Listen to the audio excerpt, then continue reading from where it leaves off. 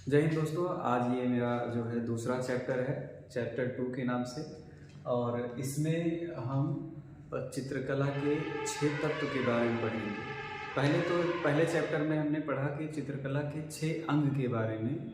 अब हम चित्रकला के 6 तत्व के बारे में पढ़ेंगे। देखिए, अंग और तत्व दोनों में अंतर है।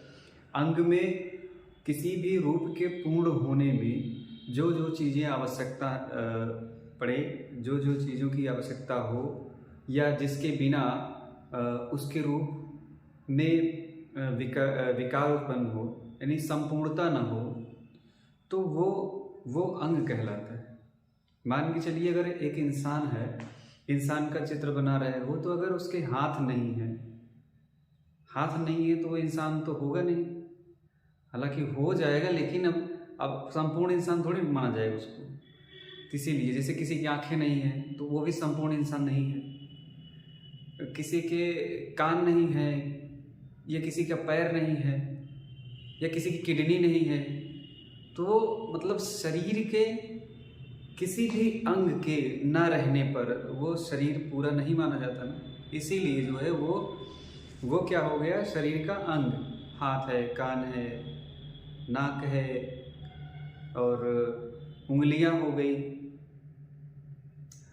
तो ये सब अंग होते हैं। अब तत्व में क्या होता है कि तत्व में सिर्फ रूप का जो है वो सामंजस्य हो जाता है, रूप में सुंदरता आ जाती है, रूप में लयबद्धता आ जाती है। बस उस लयबद्धता को लाने के लिए, चित्र को आकर्षक दिखाने के लिए, अलंकार करने के लिए जिन चीज़ों की आवश्यकता होती है उनको हम तत्व कहते हैं, जिनके आधार पर चित्र की रचना संभव हो पाती है। हालांकि वो अंग का हिस्सा तो हो सकते हैं, एक आध दो होंगे भी। जैसे यहाँ पे मैंने लिख भी रखा है, रेखा है, रूप है, फिर वर्ण है। जैसे अभी रूप भेदा, अंग में रूप तो आया ही, अब यहाँ वर्ण भी आ रहा है, वर्णिका भंग में वर्ण था, तो वो कुछ चीज़ें तो आएंगी, उसमें कंपल्सरी है। तो क्या है कि चित्रकला के अंग और तत्व में अंतर होता है। तो इसमें चित्रकला के 6 मूल तत्व होते हैं, और मूल तत्व मैंने यहाँ पे क्रम से लिख भी दिया है। रेखा है, रूप है, वर्ण या रंग। देखिए, रंग को ही वर्ण बोलते हैं। तान है, पोत है, अंतराल है। अब ये कुल लगभग 6 वीडियो मेरे बनेंगे, तो उनमें से मैं आज तो मैं सिर्फ रेखा के बारे में बताऊंगा, रेखा क्या होती है। देखिए, एक चीज़ और यहाँ समझने वाली बात है कि चित्रकला के तत्व, जैसे हमने कला के बारे में पढ़ा, कला ललित कला और उपयोगी कला में विभाजित हुई, तो उनमें से ललित कला के अंतर्गत 5 आती हैं ललित कलाएं, जिनमें से चित्र है, मूर्ति है, स्थापत्य है और संगीत है, काव्य है। तो फिर कुछ विद्वानों ने उसको क्या किया कि उसी को 5 ललित कलाओं में भी 2 जो है विभाजन कर दिए। एक में बोल दिए कि ये रूपप्रद कला है, एक अरूपप्रद कला है। तो रूपप्रद का मतलब क्या हो, जिसमें रूप दिखता हो, वो रूपप्रद कला हो जाएगी। जैसे चित्र में रूप दिखता है, मूर्ति में रूप दिखता है और स्थापत्य में भी रूप दिखता है, तो ये रूपप्रद कला हो गई। संगीत में रूप तो दिखता नहीं है, अदृश्य होता है। कोई कविता बोलता है तो वह भी अदृश्य ही रहता है। तो इसलिए संगीत और काव्य को आरूपप्रद कला में रखा गया है। अदृश्य कला के अंतर्गत भी रख सकते हैं उसको। तो उसी में से मैंने कहा रूपप्रद कला के तत्व, चाहे आप चित्रकला कह लीजिए, चाहे आप रूपप्रद कला के 6 तत्व कह लीजिए, सब में इन चीज़ों का महत्व। जैसे आपने मूर्ति आपको बनाना हुआ तो उसमें रेखा बनानी पड़ती है, रेखा से मार्किंग करनी पड़ती है। रूप तो बनाते ही हैं, रंग और वर्ण होना ही चाहिए, क्योंकि जब मूर्तियाँ बनती हैं तो वो रंगीन भी बनती हैं। कोई एक पत्थर से भी बन जाता है जो कि एक ही कलर का होता है, वो बात अलग की है, लेकिन रंग तो होता है उसमें। तान का मतलब होता है कहीं पे लाइट दिखाना, कहीं पे डार्क दिखाना, कहीं पे जो है वो नेचुरल दिखाना, तो वो चीज़ें तान है, जिसको अंग्रेजी में टोन कहते हैं। फिर पोत है, तो पोत में धरातली गुण होता है, जैसे कि मूर्ति जब बनती है। तो हम ये कह सकते हैं चित्र में भी, स्थापत्य में भी और मूर्ति में भी हम इन तत्वों का उपयोग करते हैं। इसीलिए इनको हमने कहा रूपप्रद कला के 6 तत्व। तो सबसे पहले तो हम रेखा की परिभाषा, एक तो बड़ी प्रचलित परिभाषा है कि किसी 2 बिंदुओं के बीच की दूरी को रेखा बोलते हैं। अब मान लीजिए ये कोई 2 बिंदु है, एक ये है, एक ये है। कह रहे हैं कि दो बिंदुओं के बीच की दूरी को रेखा कहते हैं, मतलब ये और ये दोनों बीच की दूरी रेखा हो। अब यहाँ रेखा दिख रही है, जब तक यहाँ से यहाँ तक की दूरी हम मिलाएंगे नहीं तब तक हम रेखा कैसे समझेंगे। ये तो दो बिंदु दिख रहा है बस, इसीलिए हमने जो है एक अलग परिभाषा दी है इसकी कि किसी भी माध्यम से, मतलब किसी माध्यम से दो बिंदुओं की दूरी के मिलने को रेखा कहते हैं। अब ये दो बिंदु हो गया। अब माध्यम मेरा ये समझ लीजिए, एक माध्यम मेरा ये है, मार्कर है। इस माध्यम से मैंने क्या किया कि इन दोनों बिंदुओं की दूरी को हमने क्या किया, मिला दिया। अब मिलाने से ही रेखा बनी, इसीलिए ये परिभाषा मुझे काफी हद तक ठीक भी लग रही है। किसी माध्यम से, चाहे आप चाक से बनाएं, चाहे आप पेन से बनाएं, चाहे आप रंगोली से बनाएं, चाहे आप रंग और ब्रश से बनाएं, चाहे लकड़ी से बनाएं, किसी भी माध्यम से अगर दो बिंदुओं को आपस में मिलाते हैं तभी रेखा बनेगी, नहीं तो नहीं बन पाएगी। ठीक है, ये परिभाषा ये रेखा के प्रकार। वैसे मैं बता दूं कि ये जो चित्रकला के 6 अंग हैं, इनको जो है भास्कर ने इनका वर्णन किया था। भास्कर ने जो है चित्रकला के जो है 6 मूल तत्वों के बारे में बताया था, और एक वागेश्वर, डॉक्टर वागेश्वरी हैं, उन्होंने इसके बारे में लिखा। जो है मानसिंह तोमर विश्वविद्यालय, संगीत एवं कला विश्वविद्यालय था, तो वहाँ के एक प्रोफेसर थे डॉक्टर वागेश्वरी, तो उन्होंने जो है ये रेखा चित्रकला के 6 अंगों के बारे में बताया कि ये भास्कर के अनुसार है। ये भास्कर के अनुसार चित्रकला के 6 तत्व होते हैं, 6 मूल तत्व होते हैं। किसने बताया? बागेश्वरी ने बताया था, और जो कि मानसिंह तोमर के संगीत एवं कला विद्यालय के प्रोफेसर थे। अब हम रेखा के प्रकार पढ़ेंगे। रेखा के मुख्यतः कितने प्रकार होते हैं? देखिए, मुख्य और सामान्य 2 प्रश्न होते हैं।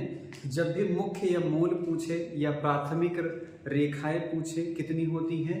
तो होती हैं 2 होती हैं। एक सीधी व सरल रेखा, सीधी व सरल रेखा, और दूसरा होता है वक्राकार रेखा। सीधी मतलब ये देखिए, ये जो गोला गोला है, ये पॉइंट ये है कि 2 बिंदु हैं सब जगह। जहाँ पे थोड़ा सा डार्क ऐसे लग रहा है गोला, तो वो समझ लीजिए 2 बिंदु हैं।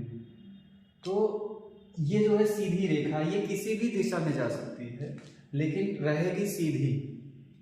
तो ये जो है, इनको हम सीधी व सरल रेखा कहते हैं। ये मुख्य रेखा है। और दूसरी मुख्य रेखा कौन सी है? वक्राकार, जिसको कर्व लाइन, अंग्रेजी में कर्व लाइन भी बोलते हैं इसको। तो सीधी सरल रेखा, सिंपल लाइन या स्ट्रेट लाइन बोलते हैं, स्ट्रेट लाइन। अब यहाँ पे ये वक्राकार रेखा, ये भी, इसका भी दिशा किसी भी दिशा में बनाया जा सकता है, वक्राकार रेखा ऐसे ऐसे। तो ये जो है वक्राकार का उदाहरण है, ये सीधी व सरल रेखा का उदाहरण है। दूसरी शर्त पे रेखा के प्रकार देखिए। दिशा के आधार पर जो है रेखा 3 प्रकार की होती है। अब दिशा जैसे होती तो 10 दिशाएं होती हैं, लेकिन अब यहाँ पे जो मान्य है वो 4 ही दिशा हम मानते हैं, उत्तर दक्षिण पूर्व पश्चिम, ये हो गया। तो इसमें से 2 रेखा है, जैसे ये क्षैतिज है, तो क्षैतिज रेखा जो है वो 2 दिशाओं को इंगित करेगा। एक मान के चलिए उत्तर, एक दक्षिण दिशा को इंगित करता है। एक उत्तर व एक दक्षिण दिशा को इंगित करेगा, ठीक है। यह पूर्व व पश्चिम, क्योंकि एक छोर अगर पूर्व हुआ तो दूसरा छोर पश्चिम होगा, अगर एक छोर उत्तर हुआ दूसरा छोर दक्षिण होगा। तो ये 2 रेखाएं जो है आपकी 4 दिशाओं को कवर कर रही हैं, ठीक है। तो क्षैतिज का मतलब होता है जो सीधी सीधी ऐसे पड़ी हो, सीधी सीधी पड़ी हो, ऐसे सीधी सीधी पड़ी हो, वो होती है क्षैतिज रेखा। और जो लंबवत होती है, यानी सीधी सीधे ऊपर और नीचे की दिशा में, तो उनको क्या बोलते हैं? लंबवत रेखा। इसको अंग्रेजी में क्या बोलते हैं? Horizontal, horizontal. इसको बोलते हैं वर्टिकल।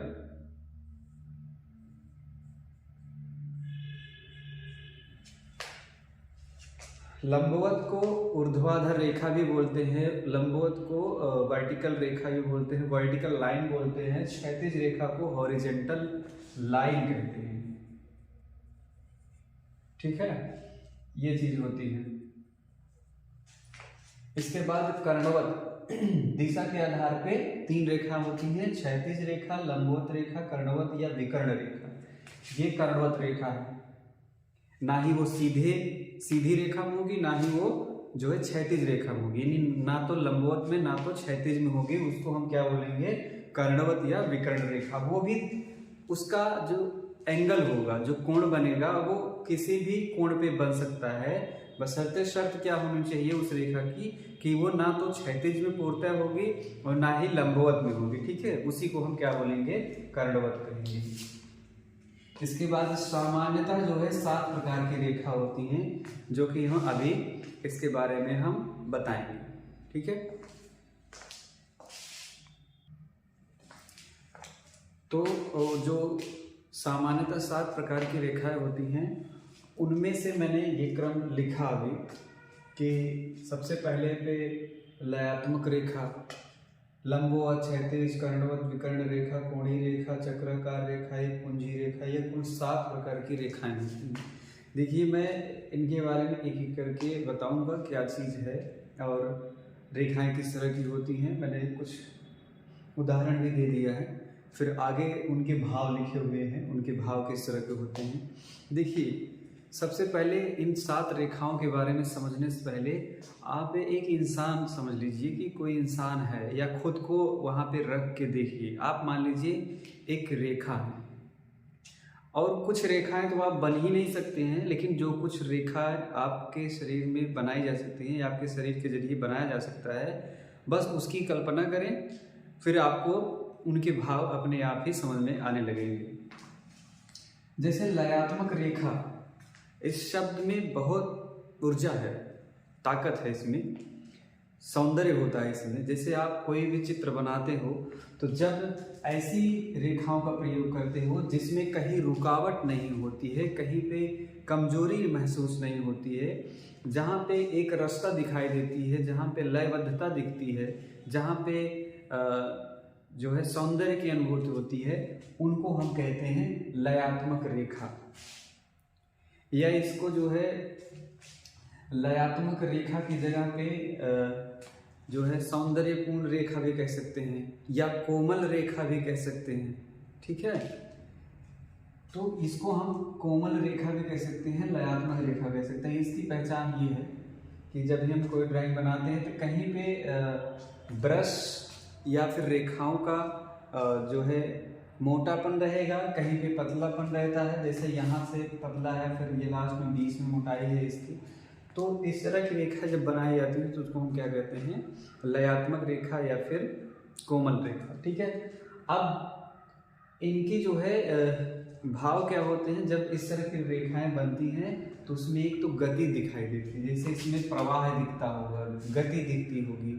ठीक है ना। इसके बाद सुंदरता, इस तरह की रेखाएं जब बनती हैं तो जैसे अजंता का जो है जो चित्र बना हुआ है, अजंता में बहुत ऐसे चित्र बने हुए, जैसे आँखें बनी हैं, जैसे बाल बने हुए हैं, जैसे वस्त्र की सिलवट है, जैसे उनके हस्त मुद्राएं जो हैं, जो हाथों की मुद्राएं हैं, उनको देख लीजिए तो वहाँ पे जो है सुंदर, माधुर्य, गतिपूर्ण लयात्मक रेखाओं का प्रयोग किया गया है, कोमल रेखाओं का प्रयोग किया गया है। ठीक है, फिर आगे हम लंबवत रेखा की बात करेंगे।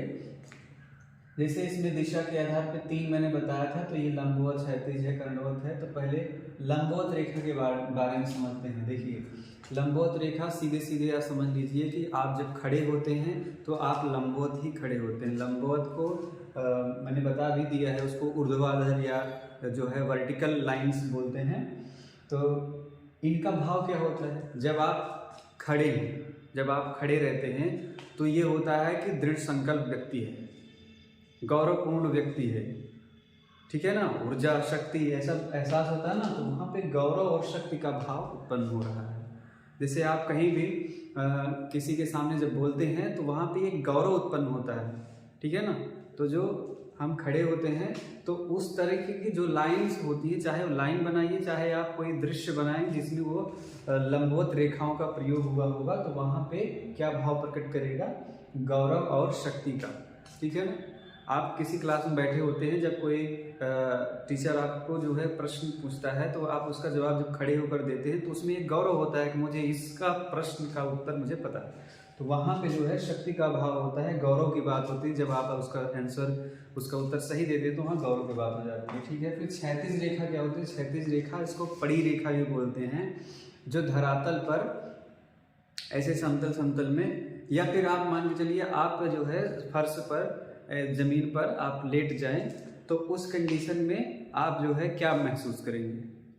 जब आप सोते हैं तो उस टाइम पे मान लीजिए आप सीधे सीधे सो रहे हो, तो उस टाइम पे वो क्षैतिज रेखा होती है, और उस टाइम पे आप बताइए किस तरह का अनुभव करते हैं? उस समय पे आपको आराम मिलता होगा, शांति मिलती होती है, तो वहाँ पे शांति का भाव उत्पन्न हुआ, संतुलन हो ही जाता है। फिर स्थिरता भी आ जाती है, जहाँ संतुलन है वहाँ स्थिरता भी है। विश्राम मतलब समझ रहे हैं, आराम की मुद्रा, ठीक है ना। तो जब आप क्षैतिज रेखाएं बनाते हैं तो उसमें ये मुख्यतः शांति, संतुलन, स्थिरता और विश्राम का भाव उत्पन्न होता है। आगे कर्णवत या विकर्ण रेखा, कर्णवत को ही विकर्ण रेखा बोलते हैं, उसमें उत्तेजना और व्याकुलता होती है। मान के चलिए आप ना ही पूरी तरह से लेटे हो और ना ही पूरी तरह से खड़े हो, आप मान लीजिए 60 अंश के कोण पे झुक जाओ, और उस टाइम पे आप देखिए आप कितने समय तक रुके रहते हैं। आप कुछ समय तक रुकेंगे, उसके बाद तो आपके अंदर ये जिज्ञासा आ जाएगी कि जल्दी से मैं संतुलन में आ जाऊं या स्थिर हो जाऊं, या मुझे क्या करना है। या मान लीजिए मैं गिर रहा हूं, तो गिरने के टाइम पे आप क्या चैतन्य हो जाते हैं, तो वो चैतन्य होना, उत्तेजित हो जाना क्या कहलाता है? वो कर्णवत रेखा कहलाएगी, ठीक है। जब कर्णवत पोजीशन में आप स्थिति में जब आप खड़े होते हैं तो उस समय उत्तेजना का भाव उत्पन्न होता है। उत्तेजना मतलब है कि आप जब गिरेंगे तो आप क्या कर सकते हैं? आप अपने हाथ रख सकते हैं, ठीक है। जब उसके लिए सतर्क हो जाते हैं, वही उत्तेजना है। व्याकुलता इस बात की रहती है कि कब तक ऐसे रहा जाएगा, कब तक इस कंडीशन में हम रह सकते हैं। तो कुछ समय के लिए तो आप इस पोजीशन में रह सकते हैं कि 60 अंश के कोण पे आप जो है झुके हों, और कुछ समय के लिए रह सकते हैं। लेकिन कुछ समय के बाद क्या होगा कि आप जो है गिर जाएंगे। तो गिरने से पहले जो चेतना आ रही है उसी को उत्तेजना बोलेंगे, और बाकी उसके पहले जो है आप परेशान थे उसी को हम क्या कहेंगे? व्याकुलता कहेंगे। फिर आते हैं कोणीय रेखा। कोणीय रेखा इस तरीके से होती है, ये जहाँ पे अचानक दिशाएं परिवर्तित होती हैं, जहाँ पे रेखाओं की दिशाएं अचानक परिवर्तित हो जाती हैं, उनको हम कर्णवत कोणीय रेखा बोलते हैं, ठीक है। और इनका जो है भाव होता है संघर्ष, ठीक है। अब इनको पता नहीं है, जब कोई रेखा ये बनेगी तो अचानक में यहाँ गई, फिर अचानक में से बदल गई, इनका मतलब है संघर्ष है। संघर्ष क्या दिखा रहा है कि ये किसी दिशा में जा रहे थे, अचानक किसी दिशा मुड़ गए। इनका दिशा भी निर्धारित नहीं है कि किस जगह पे जाना है। इसलिए जिनका लक्ष्य निर्धारित नहीं होता, अर्थात वो संघर्ष ही करता है, इसलिए कोणीय रेखा में संघर्ष का भाव उत्पन्न होगा। और संघर्ष में आपको पता है बड़ी कठिनाई होती है, तो वहाँ पे जो है आघात होता है। इस आघात का मतलब होता है चोट पहुँचना, नुकसान होना या दर्द महसूस करना, ये जो है कष्ट जो है झेलना, ये सब क्या है? आघात है। तो संघर्ष और आघात कोणीय रेखा का जो है भाव उत्पन्न करता है, ठीक है। फिर चक्राकार रेखा है। चक्राकार रेखा इस तरीके से बनती है। अब इस तरह के जब कोई चित्र बना होता है, इस तरह की कोई लाइन बनी होती है, उसको कभी गौर से देखो तो वहाँ पे आपको शक्ति का अनुभव होगा। शक्ति के साथ साथ ध्यान, ध्यान का मतलब होता है जब आप, जैसे इल्यूजन आप जानते होंगे जिसको दृष्टि भ्रम बोलते हैं इल्यूजन को, तो वहाँ पे आप देखे होंगे कि ऐसा लगता होगा जैसे ये सर्कल ऐसे घूम रहा है, तो आपको लगता है कि हम इसी के बीच में खोए जा रहे हैं। तो उस तरह का जो है एक सेंटर में, यहाँ पे जब ये लाइन देखेंगे तो लास्ट में आपका ध्यान यहाँ पे केंद्रित हो रहा है। इसीलिए मैंने कहा कि चक्राकार रेखा का जो है भाव ध्यान होता है। लयबद्धता भी होती है इसमें, ये चीजें लय में प्रवाहित हो रही हैं, इसीलिए ये शक्ति और लय दोनों का भाव उत्पन्न कर रहा है। फिर आता है एक पुंजीय रेखा। एक पुंजीय रेखा का मतलब है एक बिंदु होगा और इस बिंदु के चारों तरफ जो है ये लाइन ऐसे ऐसे खींची जाएगी, इसी को हम क्या कहते हैं? एक पुंजीय रेखा कहते हैं। और एक पुंजीय रेखा का जो भाव होता है वो प्रसार होता है। प्रसार का मतलब होता है फैलाव, किसी भी जो है ऊर्जा का फैलाव होना, किसी भी चित्र का फैलाव दिखाना, ये जो है एक पुंजीय रेखा का उदाहरण है। इसके बाद एक पुंजी रेखा में शोभा भी होती है। शोभा, जैसे आपने कोई डेकोरेटिव काम किया तो मैंने ऐसे से कुछ बनाया, फिर यहाँ पे जो है ये एक पुंजी रेखा का प्रयोग कर दिया, फिर ऐसे ये दिखने में अच्छा लग रहा है, शोभा बढ़ रही है, तो ये जो है शोभा बढ़ाने के काम आती है, इसलिए एक पुंजी रेखा का भाव क्या है, शोभा है। फिर आशा है कि ये सारे वीडियो में मैंने जो कुछ भी बताया है ये समझ में आ गया होगा। अगला, अभी मैंने सिर्फ रेखा के बारे में बताया, फिर आगे रूप, वैसे रूप भेदा में मैंने रूप थोड़ा सा बता भी दिया था, लेकिन थोड़ा विस्तृत चर्चा इस पर हो जाएगी। तो रूप अगले वीडियो में हम रूप के बारे में चर्चा करेंगे। तब तक के लिए धन्यवाद।